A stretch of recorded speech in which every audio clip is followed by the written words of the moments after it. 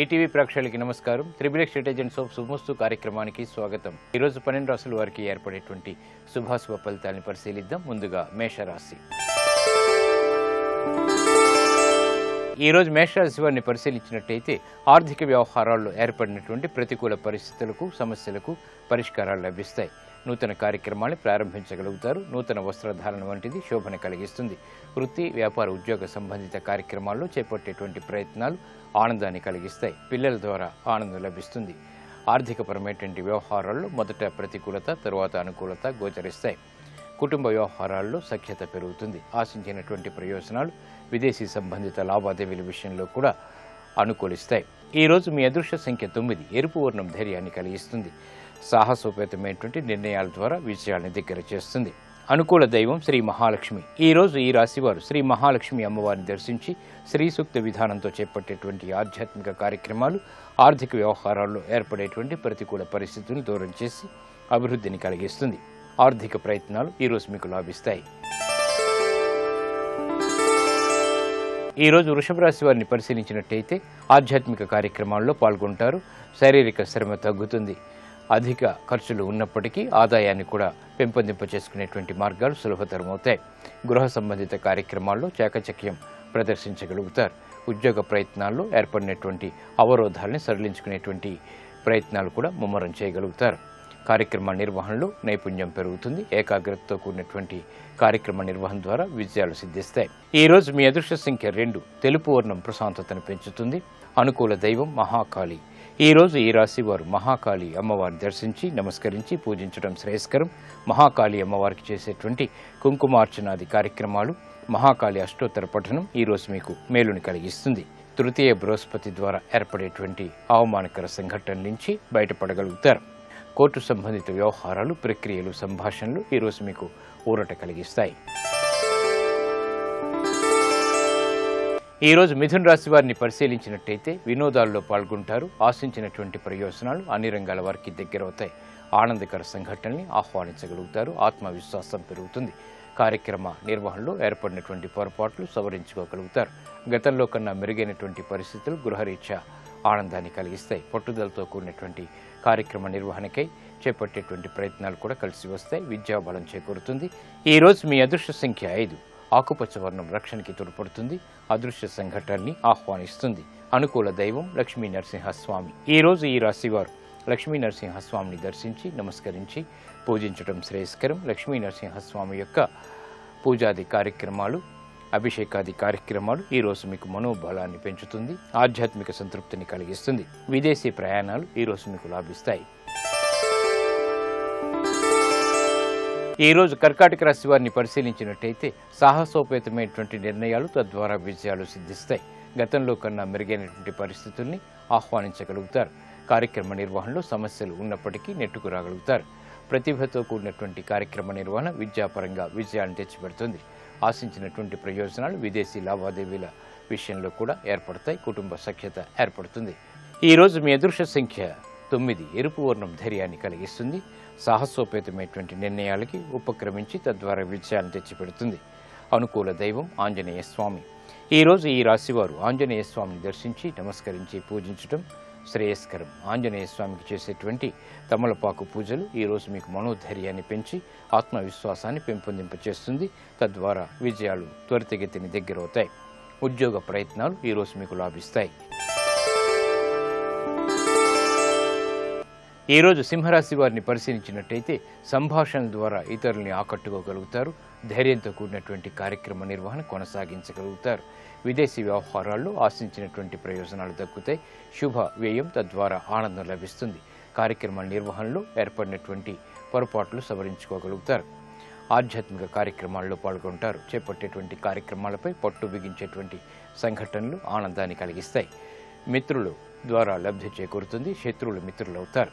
ఈరోజు మీ అదృష్ట సంఖ్య 3. పసుపు వర్ణం త్వరితగతిని శుభాల్ని కలిగిస్తుంది. శుభవార్తల్ని దగ్గర చేస్తుంది. అనుకూల దైవం సుబ్రహ్మణ్య స్వామి. ఈరోజు ఈ రాశివారు సుబ్రహ్మణ్య స్వామిని దర్శించి నమస్కరించి పూజించడం ద్వారా కార్యసిద్ధి వేగవంతంగా దగ్గరవుతుంది. సుబ్రహ్మణ్య స్వామికి చేసేటువంటి ఆధ్యాత్మిక పూజలు, అభిషేకాది కార్యక్రమాలు రుణ సంబంధిత వ్యవహారాల్లో ఒత్తిడిని తగ్గించడమే కాకుండా ఆదాయాన్ని పెంపొందింపజేస్తుంది. సంతృప్తికర సంఘటనలు, తద్వారా ఆనందం లభిస్తుంది. వ్యాపార విస్తరణలు వంటివి ఈరోజు మీకు లాభిస్తాయి. ఈరోజు కన్యారాశి వారిని పరిశీలించినట్టయితే విదేశీ వ్యవహారాలు కలిసి వస్తాయి. వ్యయం కంటే ఆదాయం పెరుగుతుంది. చేపట్టేటువంటి కార్యక్రమాల్లో ప్రోత్సాహం లభిస్తుంది. ఉద్యోగ సంబంధిత కార్యక్రమాల్లో ఉన్నతికి చేపట్టేటువంటి కార్యక్రమాలు చక్కటి అనుకూలతని కలిగిస్తాయి. వ్యాపార విజయాలు సాధించగలుగుతారు. గతంలో కన్నా మెరుగైనటువంటి పరిస్థితుల్ని ఆహ్వానించగలుగుతారు. శత్రువులు మిత్రులవుతారు. వృత్తి, వ్యాపార, ఉద్యోగ సంబంధిత కార్యక్రమాల్లో ప్రోత్సాహం కొనసాగుతుంది. వ్యాపార ప్రతిబంధకాలను తొలగించుకునేటువంటి శక్తి, సామర్థ్యాలు సమకూరుతాయి. ఆందోళనకర పరిస్థితుల నుంచి బయటికి రాగలుగుతారు. ఈరోజు మీ అదృష్ట సంఖ్య 5. ఆకుపచ్చ వర్ణం రక్షణకి తోడ్పడుతుంది. విజయాల్ని దగ్గర చేస్తుంది. అనుకూల దైవం దక్షిణామూర్తి. ఈరోజు ఈ రాశివారు దక్షిణామూర్తి స్వామిని దర్శించి నమస్కరించడం ద్వారా శుభ పరిణామాల్ని ఆహ్వానించగలుగుతారు. తెలివైనటువంటి నిర్ణయాలు, తద్వారా విజయాలు దగ్గరవుతాయి. ఆధ్యాత్మిక కార్యక్రమాలు ఈరోజు మీకు సంతృప్తిని కలిగిస్తాయి, బలాన్ని చేకూరుస్తాయి. ఈరోజు తులారాశి వారిని పరిశీలించినట్టయితే ఉద్యోగ సంబంధిత వ్యవహారాల్లో చిరు సమస్యలు తలెత్తుతాయి. స్థిరాస్తి విషయాల్లో కూడా జాగ్రత్తలు పాటించాలి. దూకుడు నిర్ణయాల ద్వారా సమస్యల్ని ఆహ్వానిస్తారు కాబట్టి జాగ్రత్తలు పాటించాలి. వృత్తి, ఉద్యోగ సంబంధిత కార్యక్రమాల్లో ఏర్పడినటువంటి ప్రతికూల పరిస్థితుల్ని వేగవంతంగా ఎదుర్కోలేకపోతారు. కుటుంబ వ్యవహారాలు సామాన్యం. ప్రయాణాల విషయంలో చిరు సమస్యలు తలెత్తుతాయి. ఖర్చులు ఉక్కిరిబిక్కిరి చేసేటువంటి సంఘటనలు లేకపోలేదు. ఈరోజు మీ అదృష్ట సంఖ్య 6. తెలుపు వర్ణం ద్వారా ప్రశాంత పరిస్థితుల్ని ఆహ్వానించగలుగుతారు. అనుకూల దైవం మహాకాళి. ఈరోజు ఈ రాశివారు మహాకాళి అమ్మవారిని దర్శించి నమస్కరించి పూజించడం ద్వారా ఆశించినటువంటి ప్రయోజనాలు దగ్గరవుతాయి. ప్రతికూల పరిస్థితులు దూరమవుతాయి. ఈరోజు మహాకాళి అమ్మవారికి చేసేటువంటి కుంకుమాది అర్చనాది కార్యక్రమాలు శుభ ఫలితాలను కలిగించి గ్రహ ప్రతికూలతని దూరం చేస్తుంది. ఆరోగ్య పరీక్షలు ఈరోజు మీకు లాభిస్తాయి. ఈరోజు వృశ్చిక రాశి వారిని పరిశీలించినట్టయితే ఆనందకర సంఘటనలు దగ్గరవుతాయి. ఆహ్లాద పరిణామాలు వృత్తిరీత్యా చోటు చేసుకుంటాయి. ఉద్యోగ ప్రయత్నాలు ఫలిస్తాయి. నూతన కార్యక్రమాల్ని వేగవంతంగా ప్రారంభించగలుగుతారు. విదేశీ వ్యవహారాలు బాగానే కలిసి వస్తాయి. కుటుంబ సఖ్యత పెరుగుతుంది.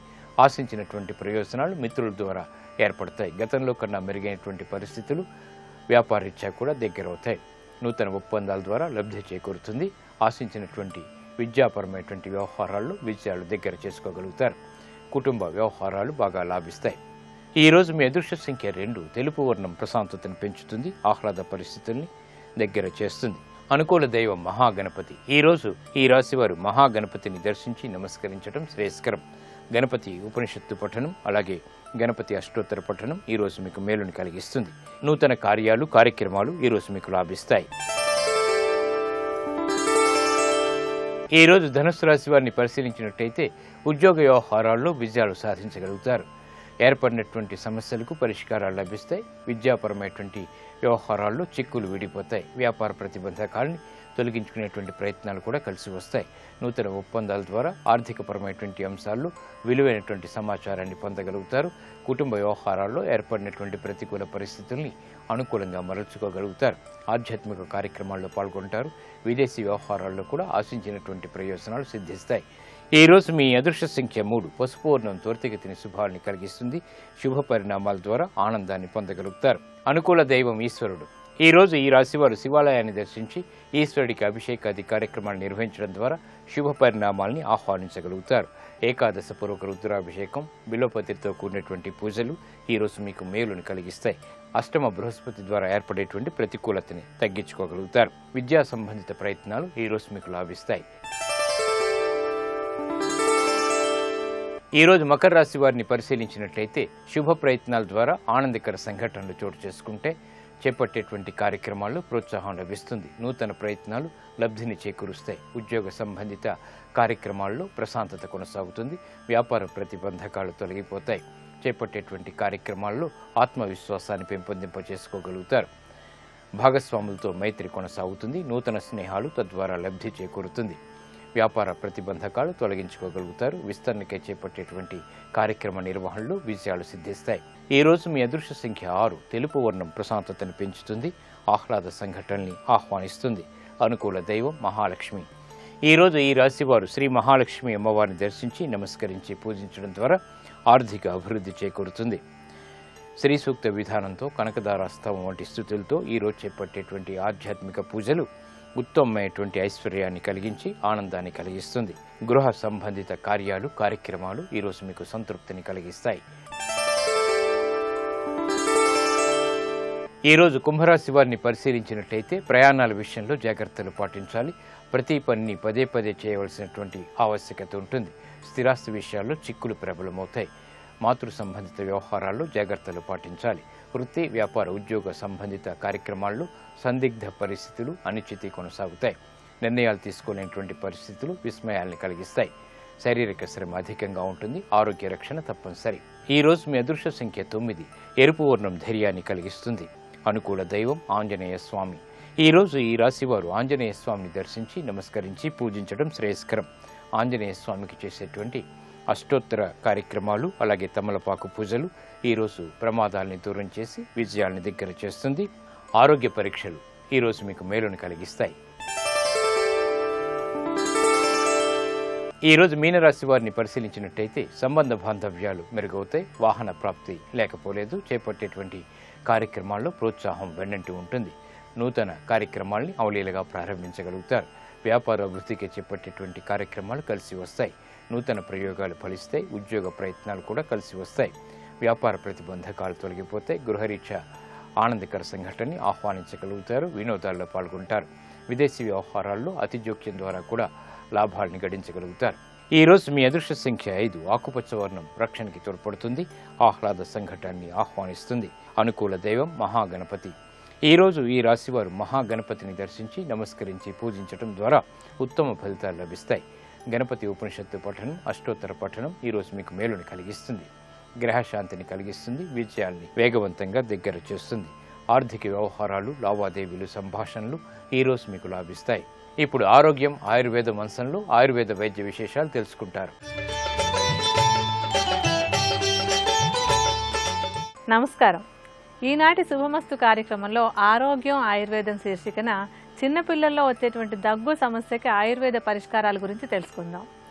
మామూలుగా ఏంటంటే చిన్నపిల్లల్లో చాలా మందిలో దగ్గు అనేటువంటి చాలా కామన్గా వస్తూ ఉంటుంది. పిల్లల్లో కఫ ప్రకృతి ఎక్కువగా ఉంటుంటుంది అనమాట. చిన్న వయసులో ఉన్నప్పుడు పిల్లల్లో కఫదోషం ఎక్కువగా ఉంటుంటుంది. అందువల్ల ఈ దగ్గు అనేటువంటి చాలా కామన్గా కలుగుతూ ఉంటుంది. అలాగే పిల్లలకి ఎలర్జీలు ఉన్నా లేకపోతే వాళ్ళకి ఏదైనా కొన్ని సైనసైటిస్ ప్రాబ్లమ్స్ అవి ఉన్నా కూడా ఈ దగ్గు సమస్య వస్తూ ఉంటుంది. అలాగే ఏంటంటే కొంతమందికి దుమ్ము ధూళి అవి ఉంటే కొంచెం దగ్గు వస్తూ ఉంటుంది.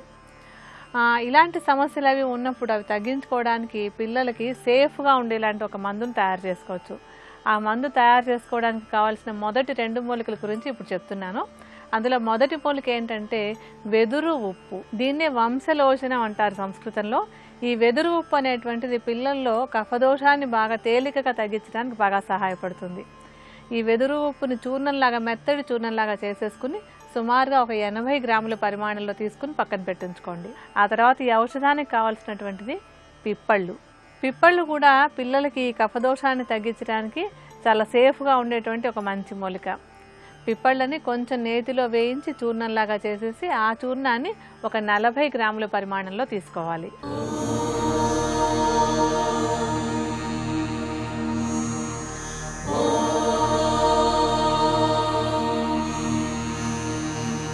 గురుర్బ్రహ్మా గురుర్విష్ణుః గురుర్దేవో మహేశ్వరః గురుః సాక్షాత్ పరం బ్రహ్మ తస్మై శ్రీ గురవే నమః.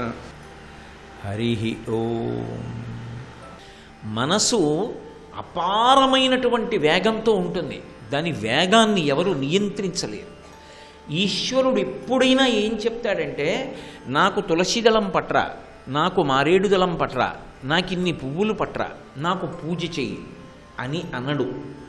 ఆయన ఏమంటాడంటే భక్తితో నాకు ఇయ్యి అంటాడు. అందుకే భగవద్గీతలో కూడా భక్తి యోగంలో ఏమంటాడంటే ఆయన మయ్యేవ మన ఆధత్స మయి బుద్ధిం నివేశయ. నా యందు నీ మనసు పెట్టు, నా యందు నీ బుద్ధి పెట్టు, చాలు, ఇంకేం అక్కర్లేదు. కానీ మీరొక్కటి ఆలోచించండి, మనసుని ఈశ్వరుడి దగ్గర పెట్టడం అంత తేలిక? నా మనసుని తీసుకెళ్ళి ఈశ్వరుడి దగ్గర పెట్టేశాను అనుకోండి, అయిపోయిందంతే. కానీ అది అలా పెట్టడం ఎలా సాధ్యం? దానికి ఎన్నో అభిమతాలు ఉంటాయి, ఎన్నో కోరికలు ఉంటాయి, అది ఎప్పుడూ తిరుగుతూ ఉంటుంది. అపారమైనటువంటి వేగం దాన్ని. మీరు ఎంత పవిత్ర ప్రదేశంలోకి వెళ్ళి కూర్చోండి, దేవాలయంలో కూర్చోండి, ఈశ్వరుడి ముందు కూర్చోండి, సహస్రదీపాలంకార సేవలో కూర్చోండి, అది శరీరాన్ని అక్కడ కూర్చోపెట్టి తాను వెళ్ళిపోతుంది విచ్చలవిడిగా. దాని వేగము చేత అది కర్మేంద్రియాలని యాంత్రీకరిస్తుంది. పూజ చేస్తున్నాను అనుకోండి, ఓం నిధనపతయే నమః, ఓం నిధనపతాంతికాయ నమః, ఓం ఊర్ధ్వాయ నమః అంటున్నాను అనుకోండి, కాసేపు అక్కడ ఉంటుంది, తర్వాత ఎక్కడికో పోతుంది. ఈ చెయ్యి పువ్వు వేస్తుంది. ఈశ్వరుడు అంటాడు, నాకు అలా వద్దు.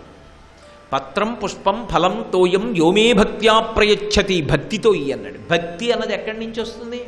అది పువ్వులాగా పత్రంలాగా తీసుకొచ్చి అక్కడ పెట్టడానికి ఉండదు, పళ్ళెంలో మనసులోంచి రావాలి. అంటే ఈశ్వరుడితో అనుసంధానం అవ్వాలి అంటే మనసు నిలబడాలి. అది ఎలా నిలబడుతుంది? నిలబడదని పోతుంటుంది అటు ఇటు. అందుకే మీరు ఎప్పుడైనా పెద్దల యొక్క కీర్తనల్ని పరిశీలిస్తే వాళ్ళ కీర్తనల్లో చాలా భాగం మనసుతో మాట్లాడుకున్న ఉంటాయి. సద్గురు స్థానాన్ని అందుకు పొందారు. మనసు ఎప్పుడెప్పుడు వశవర్తి అవుతుందో అప్పుడప్పుడు మనసుకి పట్టాభిషేకం చేసి మాట్లాడతారు. ఓ మనసా ఎంత మంచిదానివే అంటారు. ఆ మనసు మాట వినకుండా తిరుగుతోందనుకోండి, నింద చేస్తారు. మనసా, అక్కర్లేని వాటిని పట్టుకు తిరుగుతున్నావే, నీకు బుద్ధి లేదే మనసా అంటారు. తన మనసుని తాను పరిశీలనం చేస్తారు.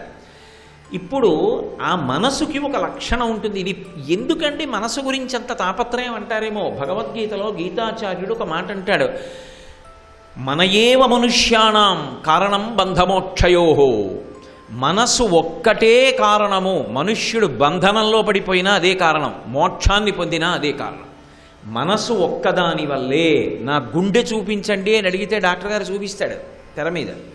నా కంటి వెనక ఉన్నటువంటి రెటీనా చూపించమంటే చూపిస్తాడు. మనసు చూపించమంటే చూపించలేరు. అది సంకల్ప వికల్ప సంఘాతం, సూక్ష్మ శరీరం అది. కానీ అదే నడిపిస్తుంది మనిషి. సంకల్పాలన్నీ అందులోంచి వస్తాయి. ఈ మనసుకి ఇంత శక్తి ఎందుకు వచ్చేసింది అంటే, ఇది ఈ ఒక్క జన్మతో విడిచిపెట్టదు. ఇది పునర్జన్మని నిర్ణయం చేస్తుంది. ఇది మీరు ఎందుకు శంకర భగవత్పాదులు వినయాన్ని ఇమ్మని అడగగానే ఇది అడిగారో మీరు గమనించాలి. మనస్సు అనేటటువంటి దాన్ని నిగ్రహించడం, నియంత్రించడం, వశవర్తిని చేసుకోవడం, మనం చెప్పినట్టు అది వినడం అన్నది అభ్యాసం కాకపోతే ఈ జన్మ కాదు, కోట్ల జన్మలు పాడైపోతాయి. ఎందుచేత ఒక్కటే కారణం ఉంటుంది దానికి. రుచి వాసన అని రెండు ఉంటాయి వేదాంతంలో. రుచి అంటే అనుభవం, వాసన అంటే గుర్తుపెట్టుకోవడం. ఈ రెండు మనసు యొక్క లక్షణాలు. మామిడి పండు అన్నది నేను పుడుతూనే తినలేదుగా, నాకు తెలియదు మామిడి పండు. కొంతకాలం పుట్టి ఏదో 8 ఏళ్ళో 10 ఏళ్ళో వచ్చాక తిన్నానేమో మామిడి పండు. అప్పటి వరకు అదేమిటో నాకు తెలియదు. ఆ పండు నా చేతిలో పెట్టి ఇది మామిడి పండు అంటే ఏం చెయ్యాలి అని అడుగుంటూ ఉంటాను బహుశः. నేనే కాదు, మీరైనా అంతే.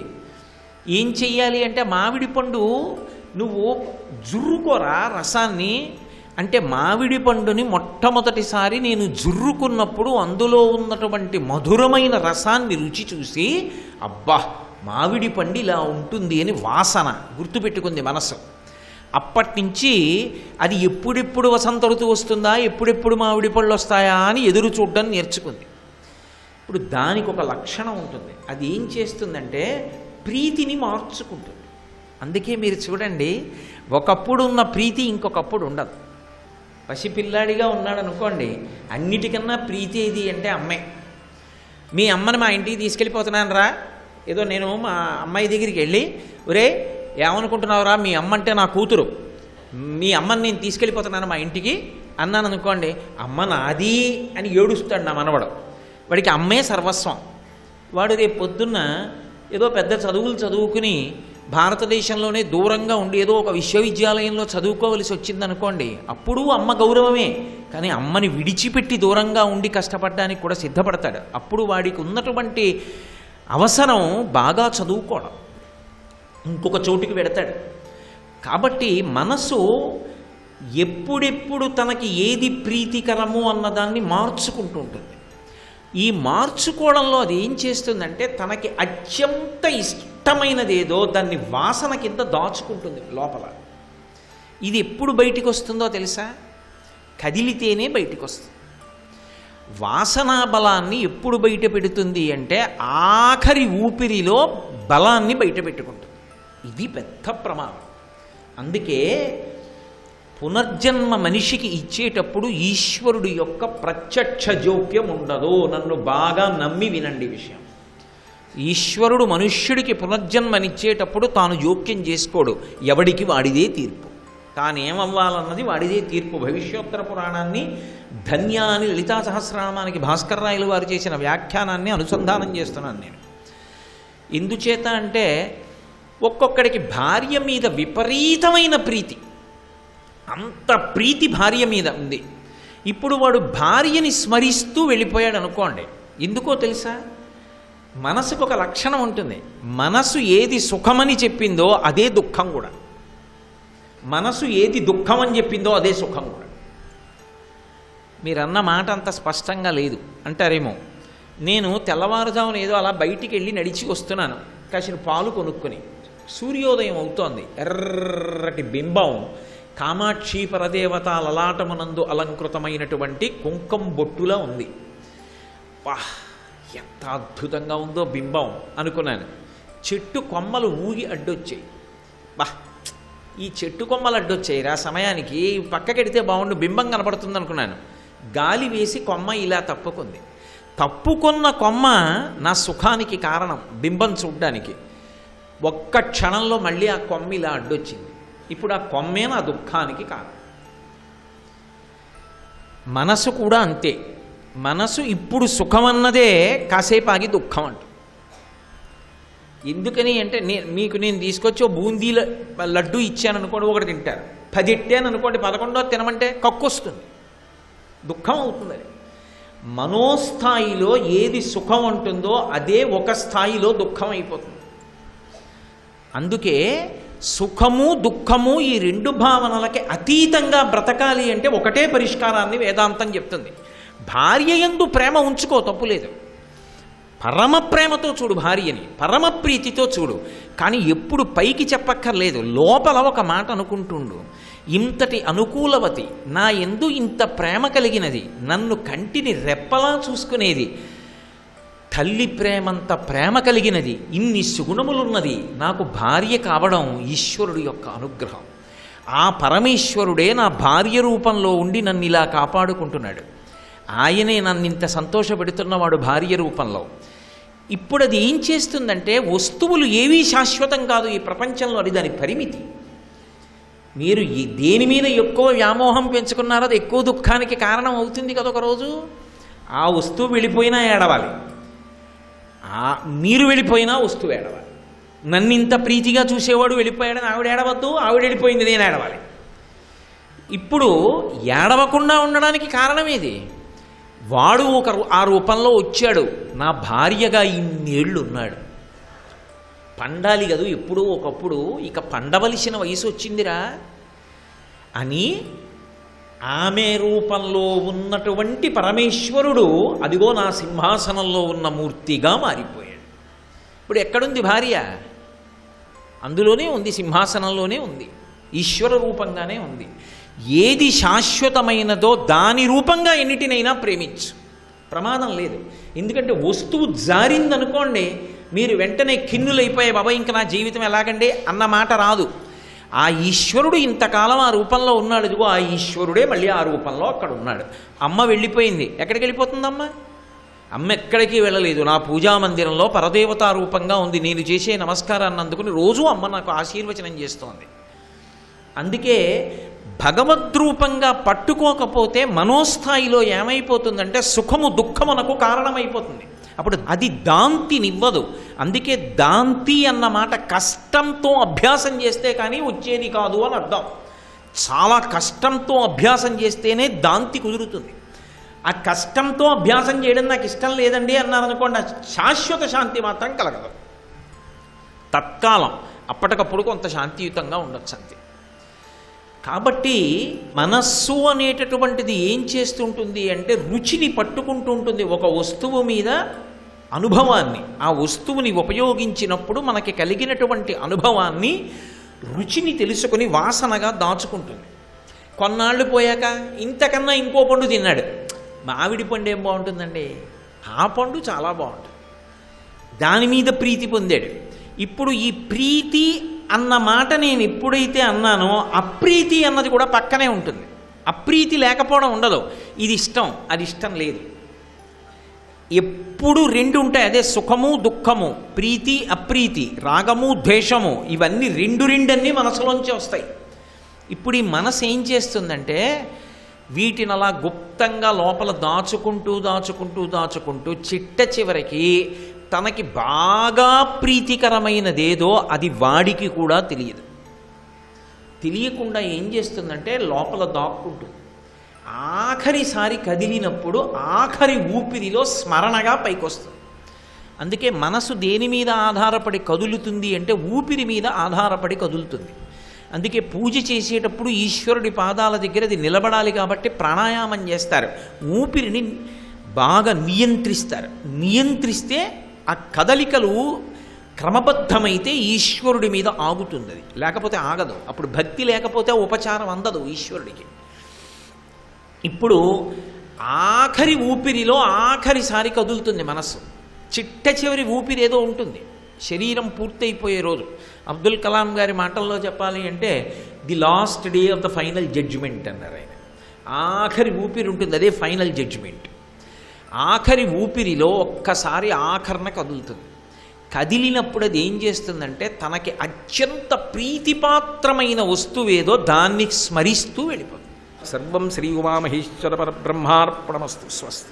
ఒక్కసారి శరీరం వదిలిపెట్టేసిన తరువాత ఇంకొక శరీరంలోకి వెళ్ళిన తరువాత ఏ మహాత్ముడి అనుగ్రహంతోటో పూర్వజన్మ సంస్కృతి కలిగి చూసుకున్నాడు అనుకోండి, హడిలిపోతాడు. ఎంత పొరపాటు చేసేశానని ఇక దిద్దుకోలేడు.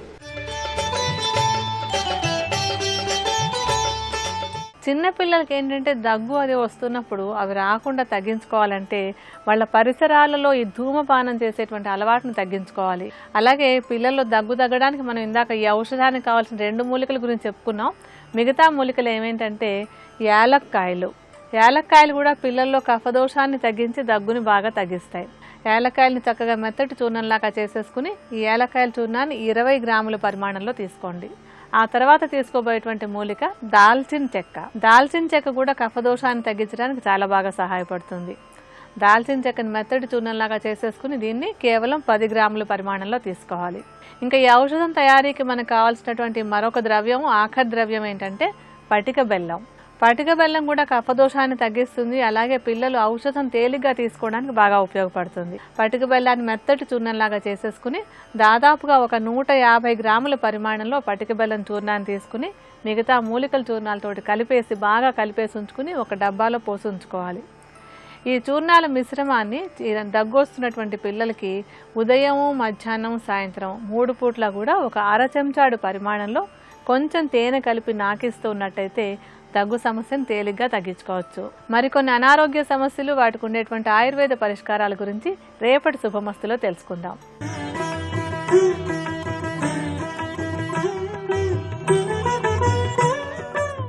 XXX డిటర్జెంట్ సోప్ శుభమస్తు కార్యక్రమంలో శుభయోగం శీర్షికకి స్వాగతం. ఈ శీర్షికన పుట్టుమచ్చలు ఫలితాలు అనే అంశం గురించి పరిశీలిద్దాం. ఏ వ్యక్తికైనా సరే ఉదర భాగంలో పుట్టుమచ్చ ఉన్నట్లయితే ఆ వ్యక్తి యొక్క లక్షణాలు ఎలా ఉంటాయి, ఆ వ్యక్తి జీవితం ఎలా ఉంటుంది అనే విషయాలను పరిశీలించినట్లయితే ఉదర భాగం మీద పుట్టుమచ్చ ఉన్నటువంటి వ్యక్తులు ఎవరైనా సరే గౌరవప్రదమైనటువంటి సంతోషకరమైనటువంటి జీవితాన్ని గడపటానికి అవకాశం ఎక్కువగా ఉంది. వీళ్ళకి వ్యాపార దక్షత ఎక్కువగా ఉంటుంది. వ్యాపారంలో ఎన్ని కష్ట నష్టాలు వచ్చినప్పటికీ చిరునవ్వుతో వాటిని ఎదుర్కొంటూ వ్యాపార రంగంలో ఘన విజయాలను సాధించి అధికమైన రీతులలో ధనాన్ని సంపాదించడానికి అవకాశం ఎక్కువగా ఉంది. అదేవిధంగా ఉదర భాగంలో పుట్టుమచ్చ ఉన్నవారు ఎవరైనా సరే ఎదుటి వ్యక్తిలో ఉన్నటువంటి ప్రతిభను గుర్తించి వాళ్లను ఆదరించేటటువంటి లక్షణాన్ని ఎక్కువగా కలిగి ఉంటారు. అయితే ఒక్కొక్కసారి అనవసరమైనటువంటి బాధ్యతలను నెత్తి మీద వేసుకొని ఆ బాధ్యతల వల్ల కొద్దిగా ఇబ్బందులు ఎదుర్కోవటానికి ఆస్కారం ఉంది. కనుక ఎవరైనా సరే ఉదర భాగం మీద పుట్టుమచ్చ ఉన్నవారు ఎదుటి వ్యక్తి యొక్క బాధ్యతలను స్వీకరించే తరుణంలో ఆచితూచి వ్యవహరించినట్లయితే చక్కటి సత్ఫలితాలను పొందవచ్చు. అదేవిధంగా ఉదరం మధ్య భాగంలో పెద్ద పుట్టుమచ్చ ఉన్నట్లయితే అలాంటి వ్యక్తులు భోజన ప్రియులై ఉండటానికి ఆస్కారం ఎక్కువగా ఉంది. వీళ్ళకి రాబడి చాలా ఎక్కువగా ఉంటుంది. ధనం ఎంత వచ్చినప్పటికీ దాన్ని పొదుపు చేయాలనేటటువంటి ఆలోచనను మాత్రం తక్కువగా కలిగి ఉండటానికి అవకాశం ఉంది. వాళ్లకు ఉన్న దాంట్లోనే నలుగురికి సహాయం చేస్తూ నలుగురికి పంచిపెడుతూ ఆనందకరమైనటువంటి జీవితాన్ని గడపటానికి అవకాశం ఎక్కువగా ఉంది. వైద్య రంగంలో విశేషంగా రాణించటానికి అవకాశం ఎక్కువగా ఉంది.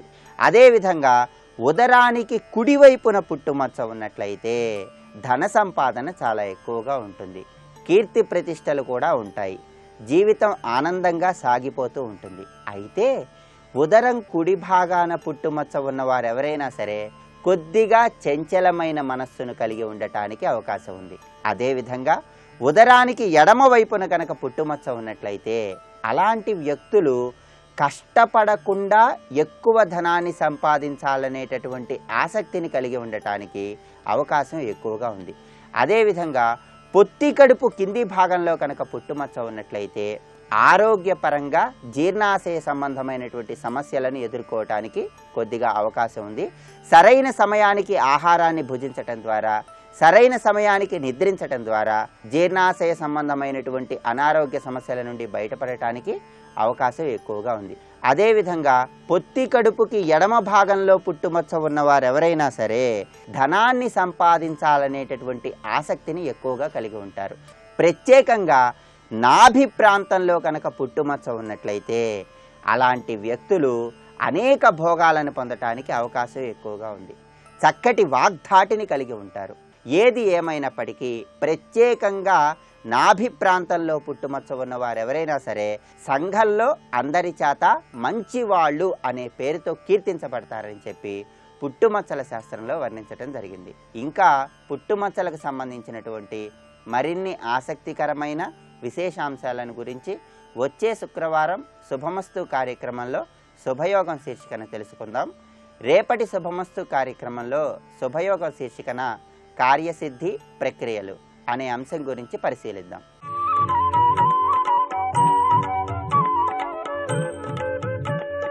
ఈటీవీ ప్రేక్షకులకు నమస్కారం.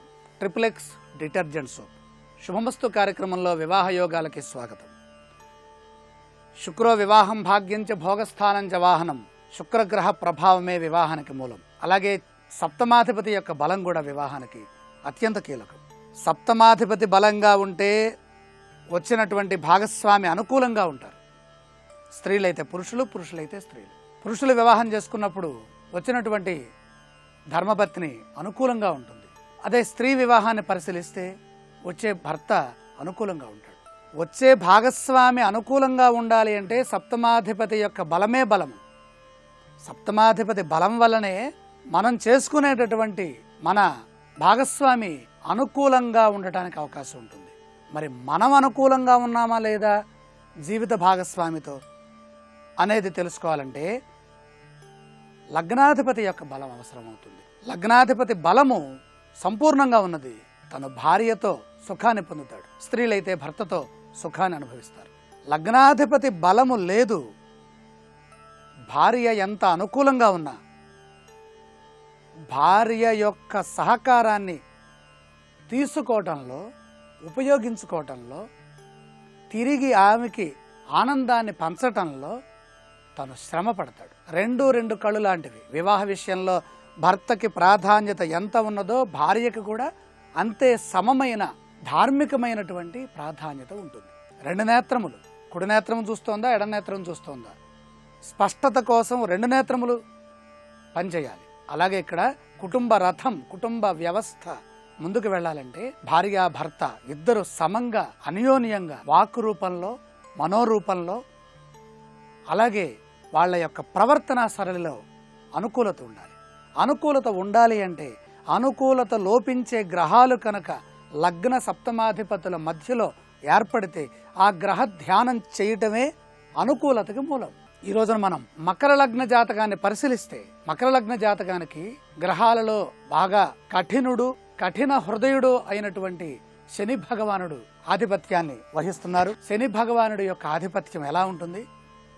ప్రసన్న హృదయత ఉన్నదా అన్ని విషయములలోనూ ప్రసన్నంగానే ఉంటారు. వాళ్ళ యొక్క మైండ్ సెట్ మారినా, మూడ్ ఆఫ్ అయినా, మూడ్ చేంజ్ అయినా వాళ్ళని మార్చడం బ్రహ్మతరం కూడా కాదు. చాలా కఠినంగా వ్యవహరిస్తారు. మకర లగ్న జాతకుల యొక్క లక్షణం అది.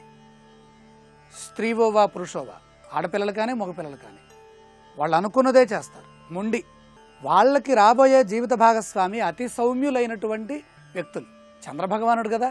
మకర లగ్న జాతకుల యొక్క పుణ్యమే పుణ్యం అండి. అందమైన వాళ్ళు, అలాగే సౌమ్యులు, సహృదయులు, అర్థం చేసుకునేటటువంటి మనోబుద్ధి ప్రసాదించ మాతృచింతాచ చంద్రమాహ అని శాస్త్రం నొక్కి వక్కాణిస్తున్నటువంటి సూత్రాధారితంగా చెప్పబడ్డటువంటి చంద్రుడి యొక్క లక్షణాలు ప్రసన్నత, ఆనందము, సంతోషము వాళ్ళు పొందుతూ జీవిత భాగస్వామికి అందించేటటువంటి గొప్పవాళ్ళు. వాళ్ళు స్త్రీలు కానీ పురుషులు కానీ. అలాంటి వాళ్ళు కఠిన చిత్తంగా ప్రవర్తించడానికి అనుకూలుగా ఉన్నటువంటి కాలప్రభావాన్ని పొందుతున్న శని ఆధిపత్యాన్ని పొందినటువంటి మకర రాశి వాళ్ళకి ఎట్టి పరిస్థితుల్లో అనుసంధానం ఉండదు. ఈ అనుసంధానం ఉండాలి అంటే శని భగవానుడి యొక్క ధ్యానం ఎక్కువగా చేయాలి. చంద్రుడు కనుక నీచులో ఉన్నా, అంటే వృశ్చిక రాశిలో ఉన్నా, అలాగే షష్ఠ, అష్టమ, ద్వాదశములు. ద్వాదశము అంటే ఇక్కడ ధనుస్సు, షష్ఠ స్థానము అంటే మకరానికి మిథున రాశి, అష్టమం అంటే సింహం. మిథున, సింహ, ధనుస్సు వీటితో పాటుగా నీచ రాశి అయినటువంటి వృశ్చికం. ఈ రాశులలో చంద్రుడు ఉన్నప్పుడు వాళ్ళ వివాహ జీవితం కొనసాగదు. సహజంగా సౌమ్యుడు, శుభుడు, గొప్పవాడు, శ్రేష్ఠుడైనటువంటి చంద్రుడి యొక్క బలం సహజంగానే అనుకూలంగా ఉంటుంది. వెంకటేశ్వర స్వామి వారికి లక్ష్మీదేవి లాగా. అయితే వీళ్ళు మాత్రం మొండిగా ఉంటే మాత్రం వాళ్ళు అలిగే అవకాశం కూడా ఉంది.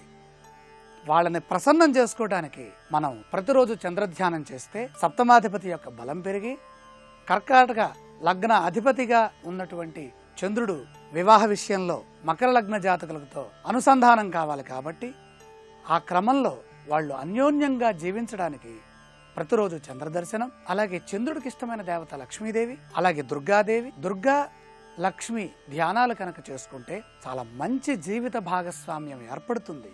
పరిపూర్ణమైన వివాహ సౌఖ్యం లభిస్తుంది. ఇలాంటి సౌఖ్యాలు ఇంకా ఎన్ని విధాలుగా మకర లగ్నానికి ఏర్పడుతున్నాయి, వివాహ కాలాన్ని ఏ విధంగా నిర్ణయించాలి మొదలైన అంశాలని రేపటి శుభమస్తు కార్యక్రమంలో తెలుసుకుందాం. ఇప్పుడు ఆరోగ్యం యోగా అనే శీర్షికన అనారోగ్య సమస్యల నివారణకై ఉపకరించే కొన్ని యోగాసనాలని పరిశీలన చేద్దాం. గవద బిళ్లల నివారణకు ఉపకరించే శీత్కారీ ప్రాణాయామం ఆచరణ విధానం. గవద బిళ్లలనేవి అతి ఉష్ణ, అతి శీతల పదార్థాల్ని స్వీకరించడం వల్ల, అతి శీతలమైన వాతావరణ పరిస్థితుల్లో సంచరించడం వల్ల ఏర్పడతాయి. కంఠానికి పైభాగంలో ఇరువైపులా చిన్న వర్తులాకారంలో బిళ్లల వలె ఏర్పడతాయి. శరీరంలో అధిక ఉష్ణం, అధిక వేడిమి వల్ల వచ్చే గవద బిళ్లలకు శీత్కారీ ప్రాణాయామం బాగా ఉపయోగపడుతుంది. దీనిని ఆచరించే విధానం: పద్మాసనంలో కానీ సుఖాసనంలో కానీ కూర్చొని 2 దవడల్ని గట్టిగా బిగించాలి. నాలుకను మడచి అంగిలికి తగిలించి నెమ్మదిగా నోటి ద్వారా గాలిని పీల్చుకోవాలి. వీలైనంతసేపు గాలిని పొట్టలో బంధించాలి. తర్వాత ముక్కు నుంచి నెమ్మదిగా గాలిని వదలాలి. ఈ ప్రాణాయామాన్ని 2 నిమిషాల పాటు కొనసాగించాలి.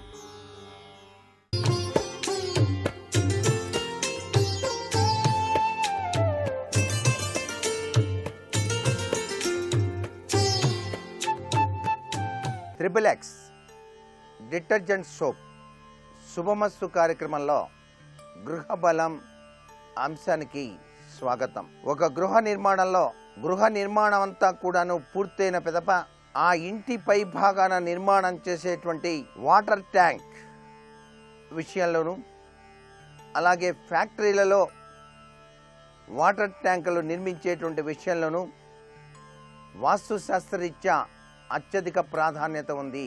ఇల్లంతా కూడాను ఎటువంటి వాస్తు దోషాలు లేకుండా నిర్మాణం చేసినప్పటికీ వాటర్ ట్యాంక్ విషయంలో మాత్రం తెలిసి తెలియక ఇష్టం వచ్చినట్టు నిర్మాణం చేసినట్లయితే దాని యొక్క ప్రభావం ఆ గృహంలో విపరీతంగా పనిచేస్తుంది అనేటువంటి విషయాన్ని ప్రతి ఒక్కరూ కూడాను గమనించాలి. వాటర్ ట్యాంక్ కట్టేటప్పుడు సహజసిద్ధంగా ఇళ్ళు నిర్మాణం అంతా అయిపోయిన తర్వాత పై భాగాన నైరుతి మూల ఆ యొక్క దక్షిణ నైరుతి పడమర నైరుతి ఖాళీ ఉంచి కొద్దిగా ముందుకు వచ్చేటట్టుగా వాటర్ ట్యాంక్ నిర్మాణం చేసేటప్పుడు ఆ యొక్క స్లాబ్ పై భాగాన ఆనకుండా కింది భాగంలో తప్పనిసరిగా ఇటుకలతో 2 అడుగుల ఎత్తులో నిర్మాణం చేసి 4 వైపులా దానిపైన వాటర్ ట్యాంక్ గుండ్రంగా కానీ లేక చతురస్రాకారంగా కానీ నిర్మాణం చేసుకోవటం ఉత్తమోత్తమైనటువంటి పద్ధతిగా గ్రహించాలి. అలా కాకుండా ఇటుకలతోనే స్లాబ్ పైనే స్లాబ్ మళ్ళీ పోసి వెంటనే ఆ యొక్క వాటర్ ట్యాంక్ నిర్మాణం చేసినట్లయితే వాస్తుశాస్త్రరీత్యా పరమ దోషమై తీరుతుంది సుమా. అభివృద్ధి పదంలోకి పయనించేటువంటి వ్యాపారాలు కూడాను ఒక్కసారిగా సన్నగిల్లటానికి ఆస్కారం ఉంటుంది అనే విషయాన్ని గుర్తుపెట్టుకోవాలి. వాటర్ ట్యాంక్ని నిర్మించేటప్పుడు స్లాబ్కు వాటర్ ట్యాంకుకు మధ్యలో కనీసం 2 అడుగుల ఎత్తుగా ఉండే విధంగా నిర్మాణం చేస్తే మంచిది. లేక కోలమ్స్ 4 అడుగుల ఎత్తు లేపి నైరుతి మూలలో వాటర్ ట్యాంక్ నిర్మాణం చేస్తే చాలా మంచిది. మరి కొంతమంది గ్రూప్ హౌసింగ్లో మెట్లపైన కోలమ్స్ పెంచి దానిపైన వాటర్ ట్యాంక్ నిర్మాణం కూడా చేసుకుంటారు. సాధ్యమైనంత వరకు ఉత్తర ఈశాన్యం తూర్పు ఈశాన్యంలో వాటర్ ట్యాంకును నిర్మాణం చేయకూడదు అనేటువంటి విషయాన్ని బాగా గుర్తుపెట్టుకోవాలి. గ్రూప్ హౌస్ కట్టేటువంటి వాళ్ళు ముఖ్యంగా గుర్తుపెట్టుకోవాల్సిన విశేషాంశం ఇది.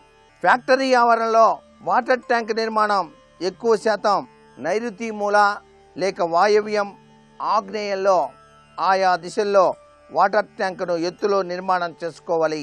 ఇలా నిర్మాణం చేపడితే ఆ ఫ్యాక్టరీ లాభాలతో పయనించే అవకాశం ఎక్కువగా ఉంటుంది. ఇంటి మీద వాటర్ ట్యాంక్ నిర్మాణం లేక ఫ్యాక్టరీ ఆవరణలో వాటర్ ట్యాంక్ నిర్మాణం ఈ రెండింటినీ వాస్తుకు అనుకూలంగా ఉండే విధంగానే నిర్మాణం చేసుకుంటే మంచిది. ఈ వాటర్ ట్యాంకులు కట్టేటప్పుడు చాలామంది రకరకాల ఫ్యాషన్లతో కూడా కడుతున్నారు. ఒకళ్ళు చేప ఆకృతి, ఒకళ్ళు పడవ ఆకృతి, మరొకరు గ్లోబ్ ఆకృతి, ఇట్లా రకరకాల ఆకృతులు కడుతున్నారు. ఆ ఆకృతుల్లో కట్టేటప్పుడు కూడా వాస్తు పాటించడం చాలా అవసరం. అంటే నిల్వ చేసేటువంటి నీరు ఆ ఇంటిని చూడగానే బయటికి ఆ వాటర్ ట్యాంక్ చాలా అందంగా కనిపించాలండి అంటూ రకరకాలైన ఫ్యాషన్స్తో కడుతూ ఉన్నారు ఈ మధ్యకాలంలో. అది కూడా వాస్తును పాటించి కట్టడం శుభదాయకవంతమైన ప్రభావాన్ని ఇస్తుంది తప్ప ఇష్టం వచ్చిన రీతిలో మాత్రం కట్టడం మంచిది కాదు. బరువైనటువంటి భాగం నైరుతి మూలకు వచ్చేటట్టుగాను, బరువు తక్కువగా ఉండేటువంటి భాగం ఈశాన్యం వైపు చూస్తూ ఉన్న నైరుతి నుంచి ఈశాన్యం వైపుకు చూస్తూ ఉన్నట్టుగాను నిర్మాణం చేయటం సర్వత్రా శుభదాయకాన్ని ఇస్తుంది. నేటి వాస్తు సందేహాన్ని గనక పరిశీలన చేసినట్లయితే దంపతుల మధ్య సఖ్యతా స్వరూపం చాలా చక్కగా విరాజిలింప చేసుకోవడానికి, అవగాహన తత్వంతో జీవితాన్ని గడపడానికి ఏదైనా ఉపాయం ఉన్నదా అన్నది ప్రశ్న. దంపతుల మధ్య సఖ్యతా స్వరూపం, చక్కటి అవగాహన శైలిని పెంపొందించుకోవడానికి అర్ధనారీశ్వరీ తత్వంలో విరాజిల్లేటువంటి ఆ యొక్క ప్రభావం చాలా బాగా పనిచేస్తుంది. దానికి మూలతత్వాన్ని ప్రసాదించే రాజరాజేశ్వరి దేవిని ఉపాసించడం మంచిది. ప్రతి శుక్రవారం కూడాను తప్పనిసరిగా ఆ రాజరాజేశ్వరి మాతకు పెరుగన్నం నైవేద్యంగా సమర్పించి వాటిని గనక స్వీకరించినట్లయితే దంపతులు ఇరువురు వారి మధ్య అన్యోన్య దాంపత్యం విరాజిల్లుతుంది అని చెప్పేసి శాస్త్రం. ఇప్పుడు ఆరోగ్యం యోగా అనే శీర్షికన అనారోగ్య నివారణ కోసం యోగాసనాలు ఏమిటో చూద్దాం. గవద బిళ్ళల నివారణకు పార్శ్వపిండాసనం కూడా బాగా ఉపయోగపడుతుంది. శరీరంలోని రోగకారక పరిస్థితుల్ని తొలగించుకోవడానికి ఈ ఆసనం ఉపకరిస్తుంది. ముందుగా పద్మాసనం వేసి వెల్లకిలా పడుకుని 2 కాళ్లతో అదే పద్మాసన భంగిమలో ఉండాలి. ఈ పద్మాసన స్థితిలోనే 2 పక్కలకు వంగాలి. అంటే కుడివైపునకు ఎడమవైపునకు మార్చి మార్చి తిరగాలి. ఈ ఆసనంలో ప్రధానంగా శరీర బరువు తలపై మోకాళ్లపై ఉంటుంది. ఈ ఆసన సాధన వల్ల రక్త ప్రసరణ పెరిగి గవదబిళ్ళల వాపు నివారణ చెందుతుంది.